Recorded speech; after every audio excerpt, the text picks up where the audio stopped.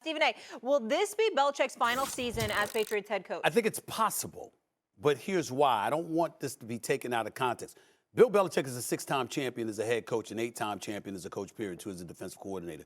We understand his level of greatness. And no one, first of all, people who are in football, who are participants like you and Shannon were and still are, you have a right to dissect them in a way that somebody like me cannot. It's results-oriented for somebody like myself. Okay, it is what it is. As a coach, there's nothing to talk about. I'm not even qualified to address his greatness. But I ain't blind.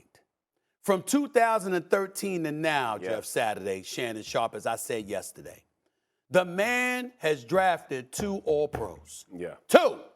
One was a punter, and another one was a punt returner. Yeah. And that is it. Now, that is egregious. Yeah. That is egregious.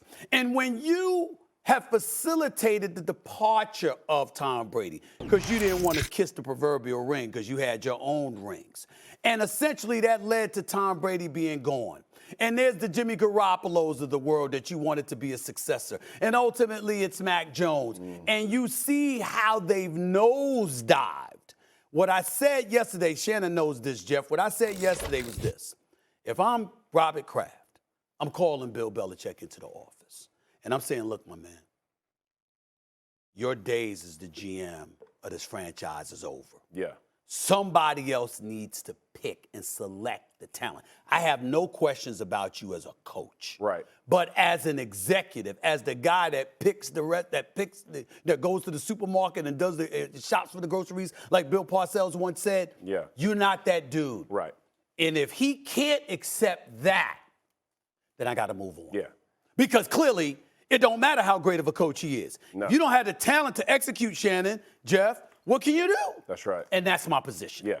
And when you look at this football team, there's nothing scary about it. Like offensively, there's nobody who scares you. Defensively, it's not like you're like, man, I'm really worried to play this defense. Like there's really no part about it. And coaching, listen, if teams are equal or pretty close, coaching can play it can have a large impact on games. The reality is the Jimmies and Joes matter, right? Like Tom Brady, whether it was Belichick or Tom Brady, it was the combination of both of them but there's a lot of great players that have cured a lot of ails for coaching mistakes, man. And you think about the Hall of Fame players and the coaches that get aligned with them, that's usually who wins Super Bowls, right? I mean, you think about Drew Brees, Tom Brady, Peyton Manning, like all of those coaches are and how much better they look with those guys. And it matters because the Jimmies and Joes matter. It matters who you're getting. And to Stephen A's point, you're not getting enough of those guys. When you have a 2 tight end dominated offensive football team, that Hunter Henry is basically your most threatening guy, whether it's Parker not making up, whoever, however you want to shake it down, and you let go of Jacoby Myers last year, you don't think he could have helped you somewhat? You look at the run game the way it is, the whole way this team is put together is not good enough to win the NFL. And then you tack on it. This is where I would say the biggest issue for me was last year when he allowed a defensive coordinator and a special teams coordinator to be the offensive coordinator, thinking, well, coaching is just coaching with a second-year quarterback. And by the way, year before when he was with Josh McDaniels, they make it to the playoffs. Right. And by the way, he was an All-Pro. That's right. And now you've had different coordinators each year. That's right. And McDaniels is a fantastic offensive coordinator and helped him. That second year is monumental for quarterbacks. They have to be able to learn more.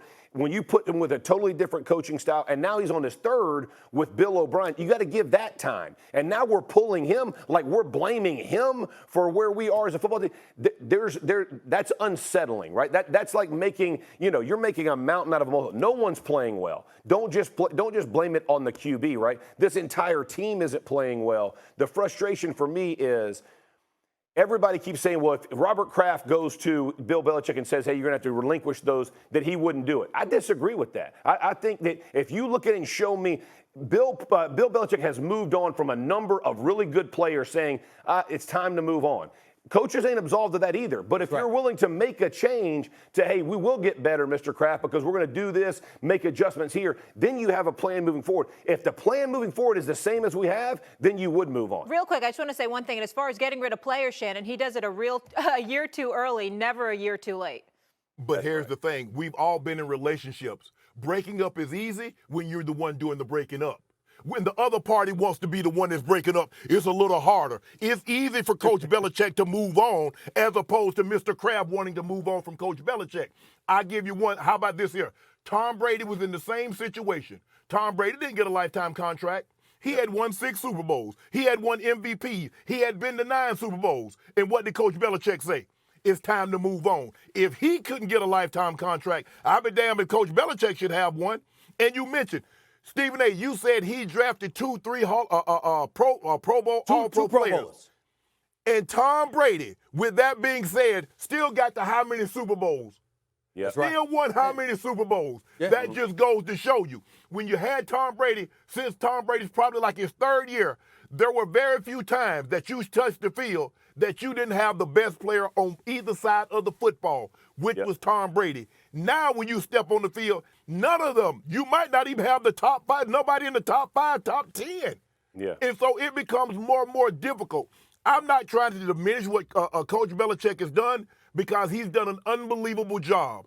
But I think the thing is we need to reassess and give Tom Brady because Tom Brady was able to cure a lot of mistakes. Think about how Juju looked with Mac Jones and how Juju looked his last couple of years in Pittsburgh. Right. How did he look with Patrick Mahomes last year? Patrick Mahomes got that man paid.